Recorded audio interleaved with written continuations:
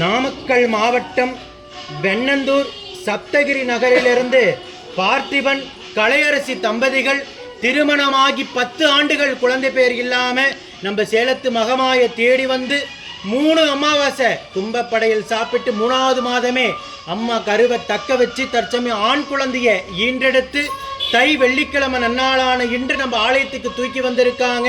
இந்த குழந்தை எந்த ஒரு உடல்பணியும் இல்லாமல் சேலத்து மகமாய் எப்படி பேரும் புகழுமாக இருக்காங்களோ அதே போல் பேரும் புகழுமாக வளர்ந்து அவங்க குடும்பத்தை கட்டி காத்து கரை சேர்த்து நான் வேண்டிக்கிறேன். 10 ஆண்டுகளாக அவங்க இருந்த தவ வாழ்க்கைக்கு யூடியூப்பில் பார்த்துட்டு நம்ம சேலத்து மகமாயை தேடி வந்து 15 மணி நேரம் 10 மணி நேரம் கீழே கால் கடக்க நின்று அந்த கும்பப்படையில் வாங்கி சாப்பிட்டு அவங்க நம்பிக்கை வீணடிக்காமல் உடனே கருவை தக்க வச்சு அழகான ஆண் குழந்தை அம்மா வரமாக கொடுத்துருக்காங்க. இந்த வீடியோ பார்க்கின்ற பக்த கோடி பெருமக்களாகி நீங்களும் வேண்டிக்கங்க. இந்த சேலத்து மகமாய் எவ்வளவோ ஆயிரக்கணக்கான பேத்துக்கு 90 நாட்களுக்குள்ளதாகவே கருவை தக்க வச்சு அதிசயத்தை நிகழ்த்திட்டு இருக்காங்க. ஓம் சக்தி பராசக்தி.